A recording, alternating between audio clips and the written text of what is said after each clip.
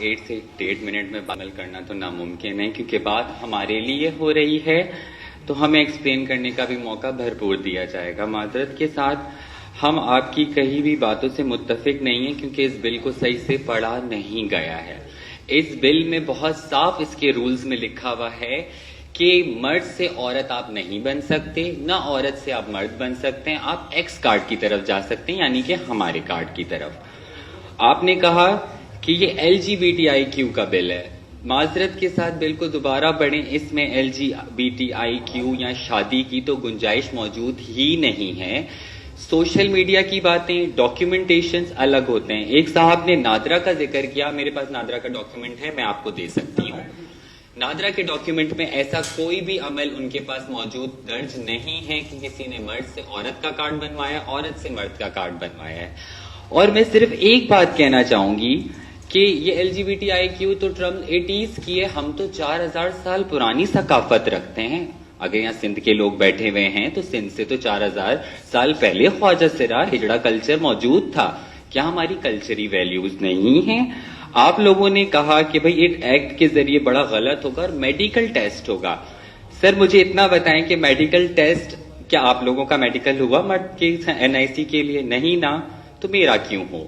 اور اگر میرا ہو بھی، ہم چلیں، اگر بات آ جاتی ہے مذہب پہ تو نہ مذہب یہ آپ کا ہے نہ میرا، ہی مذہب تو اوپر سے ایک ہی آیا ہوا ہے اور اس میں رد و بدل کی کوئی گنجائش نہیں۔ الحمدللہ میں بھی مسلمان ہوں، لیکن ہمیں جو ہے کرنٹ سینیریوز کو بھی تو دیکھنا ہوگا۔ پاکستان کس حال میں ہے یہ آپ نہیں جانتے۔ آپ نے کہا کہ ایک مرد پروفیسر، ایک عورت پروفیسر، ایک سرجن جو ہے ہمارا ٹیسٹ کرے گا۔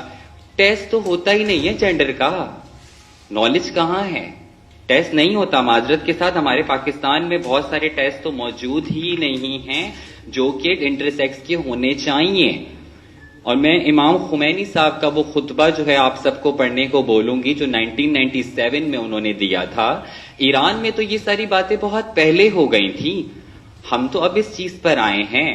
خدا را جو ان سب چیزوں کا جو امپیکٹ پڑ رہا ہے، میں ایک مسلمان ہوں، جمعے کی نماز میں نے بچپن میں مسجد میں ادا کی ہے، میں نے آج تک کبھی خواجہ سراؤں کا ذکر نہیں سنا۔ آپ کے نصاب میں، آپ کے کریکولم میں خواجہ سراؤں کا ذکر نہیں ہوتا۔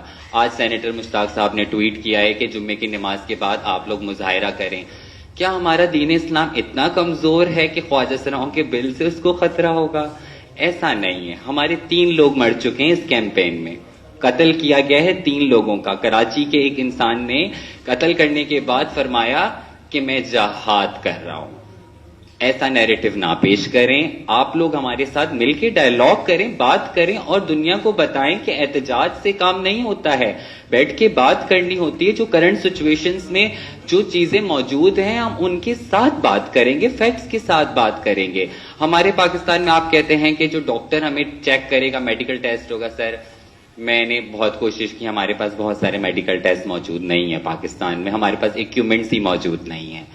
ایسا نہ کریں، ہم لوگ در بدر ہوئے ہیں، ساری زندگی بڑی مشکلوں سے گزاری ہے، اور آج آپ لوگوں نے کہا ہم میدان میں اتریں گے۔ کیا ہمارے حقوق کے لیے تو آپ کبھی میدان میں نہیں اترے؟ ایسے نہ کریں، ہمارے ساتھ بیٹھیں۔ آج ہم ان صاحب کے ساتھ صبح میں بیٹھی، میں نے ان سے کچھ بات کی، کچھ چیزیں ہم نے ان سے سیکھی۔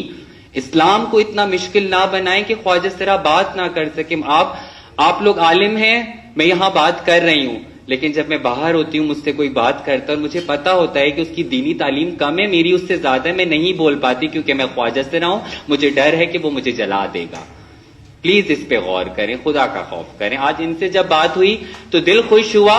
امینڈمنٹ بل میں ہو سکتی ہے، ترامیم ہو سکتی ہیں، لیکن جو یہ جنگ آپ لوگوں نے سٹارٹ کی ہے یا جن لوگوں نے بھی سٹارٹ کی انہیں روکنے میں تو مدد کریں۔ ہم خواجہ سرا بہت مظلوم طبقہ ہے۔ Thank you so much.